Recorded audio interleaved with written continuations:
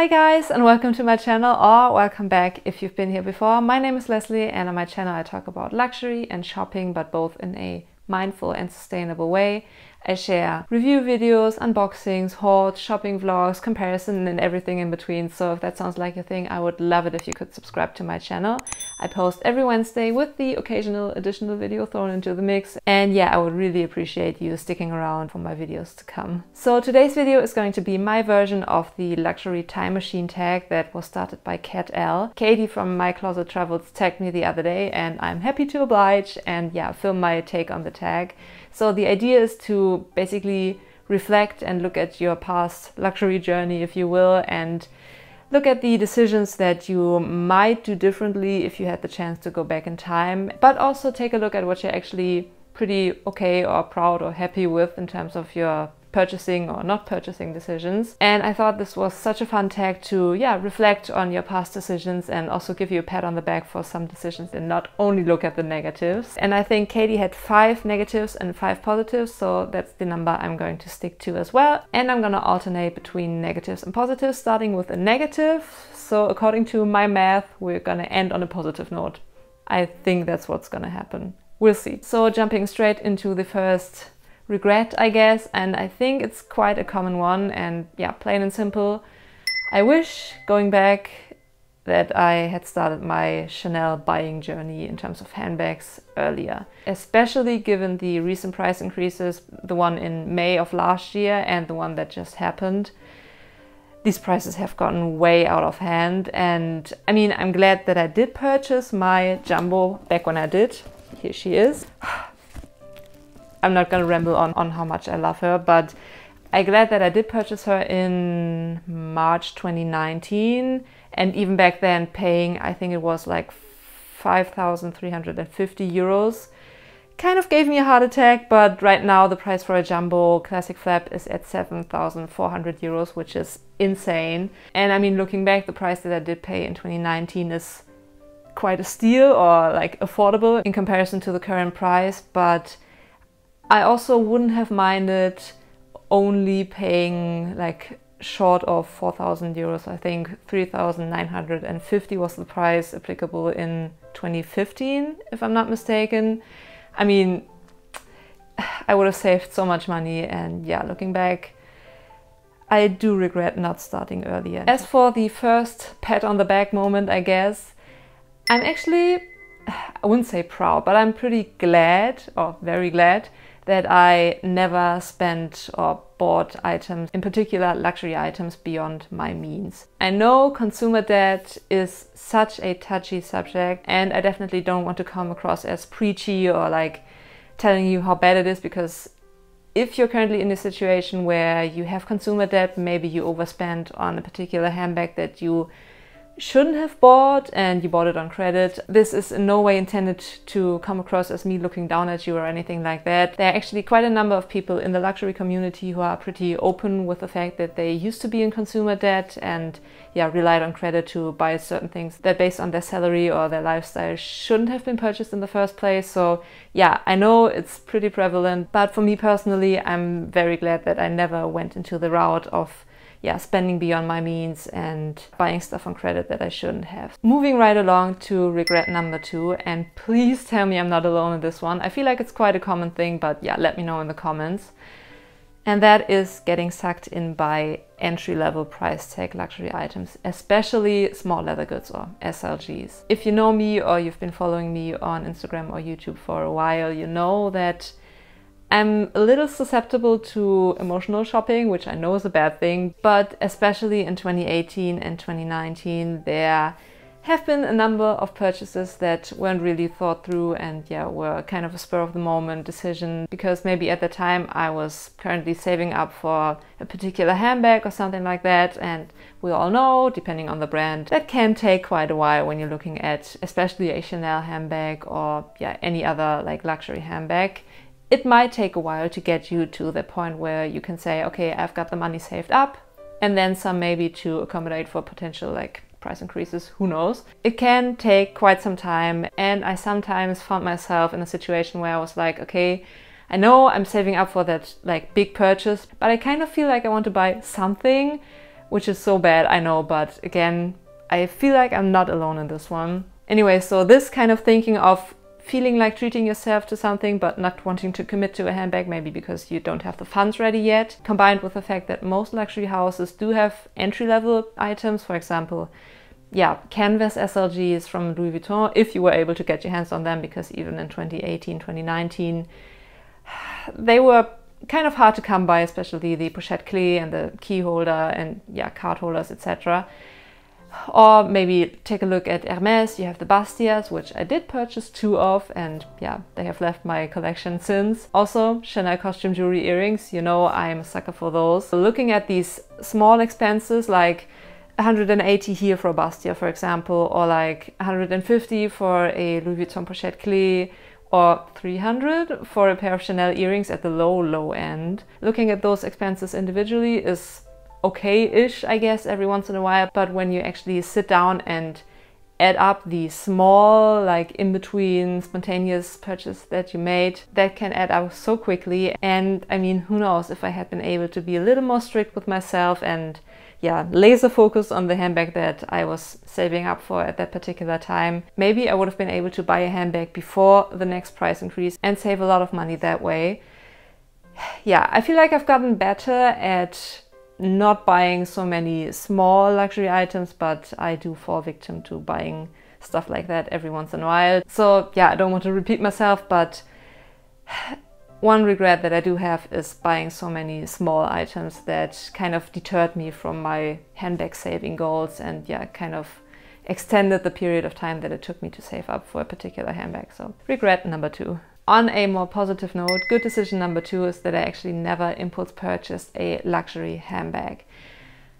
Okay, maybe apart from my purple Balenciaga City, but other than that, thanks to my save up and then buy something and don't go beyond your means kind of strategy in terms of buying handbags, usually, or most of the time, my handbag purchasing decisions are well thought through and well researched in terms of looking at YouTube videos before going ahead and purchasing a particular item. And I feel that has saved me from quite a number of regretful purchases, because the longer you think about buying a bag before actually going ahead and purchasing it, and the more research you do, I feel like the chances of you buying something that doesn't work out in the end are pretty low, or like as minimal as they get. Obviously, sometimes you just need to buy and wear and experience a bag to find out if it's actually something, yeah, you can jive with and that you can work into your everyday life or in whatever situation you want to wear the bag to. But most of the time, thinking about a bag for a number of months really helps in terms of preventing buying something you don't really end up wearing or that won't work with your everyday life. Regret number 3 isn't particularly about luxury shopping, but more about my luxury YouTube channel. Because, and I feel that's also a common notion, everyone says like, I wish I would have started earlier. I wish I would have started when I first thought about starting. And for me, that would basically be like 2010 or something like that. I've been watching YouTube videos for ages, and maybe 1 year or 2 years into watching YouTube videos, I was like, maybe I should give it a shot myself. And I mean, I can only imagine where my channel would be right now if I had started in the early days. I mean, obviously, if I had started in 2010 or even 2012, my channel would most certainly not have been about luxury, because up until I bought my first Louis Vuitton bag, which was my Neverfull in 2014, luxury handbags were like so far beyond my means and my stretch of the imagination. I think I didn't even know what CHA-NEL or Hermes were at that time. My family doesn't care about luxury at all, and I was definitely not brought up in an environment where I was surrounded by luxury handbags and luxury fine jewelry and Rolexes. So yeah, if I had started earlier, my channel would most certainly have gone into a different direction. But let's say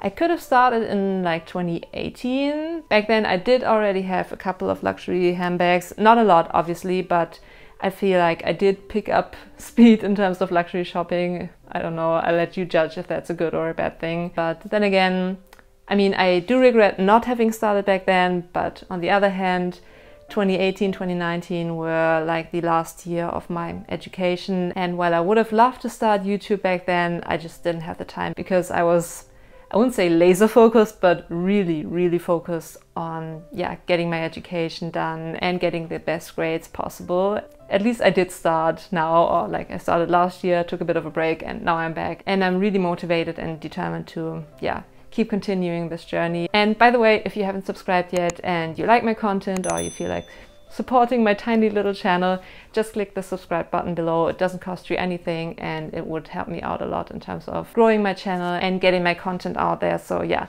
subscribe, like this video, and let's continue with the video. Good decision number 3 is that I didn't buy any luxury logo t-shirts back when they were super popular. I'm talking about Balmain t-shirts, Gucci t-shirts in particular. I don't know what I was thinking back then, but I do remember having a Gucci logo tee in my shopping cart on multiple occasions, and I'm really glad that I didn't buy any of those. A, they were super expensive for what they are, and also I'm not a t-shirt person at all, in particular not these oversized baggy t-shirts. Some people make it look so cool and effortless. For me, I feel like they would have looked ridiculous, so I'm really glad that I didn't give into the hype that was really prevalent a couple of years ago on social media, in particular obviously Instagram. So yeah, good decision that I didn't go ahead and purchase a luxury logo t-shirt.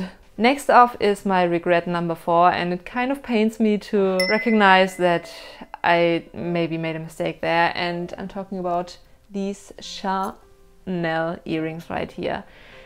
Don't get me wrong, I love them. I mean, I love the idea of them, let's put it that way, but I don't know what I was thinking, A, buying such statement designer earrings when I usually only wear studs or like very short dangly earrings to begin with. But the biggest aspect of my regret about these earrings is that I purchased them in the US with California sales tax. So I overpaid big time. I haven't quite gotten myself to a point where I'm okay with letting these go. Plus I also don't know about selling earrings that have been worn and used. I mean, I'm wearing them right now, but this is actually the first time that these have touched my ears in over 1.5 years. Because have you tried putting on dangly long earrings with a mask? Total nightmare. So it kind of pains me to say, but yeah, these are my regret number 4. Moving right along to a more positive aspect, and that is that for some reason I managed to stay pretty immune to anything that's got limited edition, special collection, or like limited quantity written on it. Again, and I think most of us will have experienced something similar, is that social media is really good at making us believe that we need or want a particular item just because it's a limited, and then the FOMO, or like fear of missing out, kicks in and you're like, I'm just gonna buy it because who knows, maybe I will regret not having purchased it in a couple of months time when it's not available anymore. And obviously the brands and their marketing teams, I guess, are really good at playing into this kind of wave of people FOMO buying stuff or feeling like they need a particular item. Even when at first glance they were like, I don't know, okay, it's limited edition, but I don't really like the design. Give it a couple of weeks, maybe a couple of months, and for some reason, because you've seen it on multiple YouTube channels and multiple Instagram pages, you're like, actually, I kind of like that. I feel like that's quite a common phenomenon. So if you recognize yourself in the situation I just described, don't worry, I've been there too. But for the most part, I've been able to resist all these limited editions, like the Louis Vuitton holiday animation collection that comes out every Christmas season, or any kind of designer collaborations or limited editions. Oh, and one thing that's pretty recent, and I feel like I've come out on the other end and being like, okay, I know I don't need that, I know I don't want that, I'm not gonna buy it, is the CHA-NEL No. 5 Factory 5 collection that has been brought out by Chanel Beauty to commemorate and to celebrate their 100-year anniversary of the CHA-NEL No. 5. I know it's been all over Instagram and people are FOMO buying this kind of stuff, and the water bottle and like this little tin with the bathtubs in there, or like this little like paint can with the, I think, the shower gels and these tiny little plastic things. I know you know what I'm talking about. So far I've been able to resist, and by now I think most of the items are sold out anyway. But yeah, that's just one of the many examples I could give you in terms of FOMO buying or buying stuff just because it's limited. And while I'm not 100% immune to that, I feel like I should give myself a pat on the back for the most part resisting buying stuff like that and only buying items because I genuinely want them, not because social media or the brand's marketing tactics makes me feel like I want them. So one last regret before we end this video on a positive note. My math did end up working out and we're gonna end this video with a positive or like, yeah, good decision. But first off, regret number 5 is that I haven't been able to form relationships with SAs in luxury boutiques. Actually, currently I don't have any go-to SA in any of the luxury brands I usually shop at. So Chanel, nope. Hermes, nope. Louis Vuitton, I don't shop there that much anymore, so I'm not too keen on like building a relationship there. But I know having relationships with SAs is kind of important, especially when it comes to Hermes, and I still have a Birkin on my wish list. Maybe it will happen, maybe it won't, I don't know at this point. And there's been a lot of buzz about Hermes journeys and what you have to do or don't have to do or shouldn't do, and yeah, it's quite confusing. But the general idea, or what most people can agree on, is that unless you're going to one of the boutiques in Paris, you need a good relationship with one particular SA that you continue to work with. And yeah, I don't really have that, neither in Hermes nor in Chanel. And some of it comes down to, I don't know, my personality, I guess, because if you know me, you know that I'm the least chatty person out there. I'm really reserved, and sadly that sometimes comes across as me being snobby or something like that. I recently saw a meme on Instagram that I related to so much, and yeah, there was one person that was like, "Why are you so quiet?" And the girl came back and said like, "Chill, we've only known each other for 2 years." I feel like that's me in a nutshell. So that's one of the reasons I haven't quite been able to establish a chatty relationship with any of the SAs, plus the fact that I don't shop enough, I guess. And I also only go into the boutiques when I do want to buy something or there's a particular item that I want to take a look at. For that reason, I maybe go into a Chanel boutique once every season and Hermes even less often, and it's just really hard to establish a relationship with an SA on this basis. But I know how important it is, especially when it comes to Hermes, and I'm gonna try to work on that.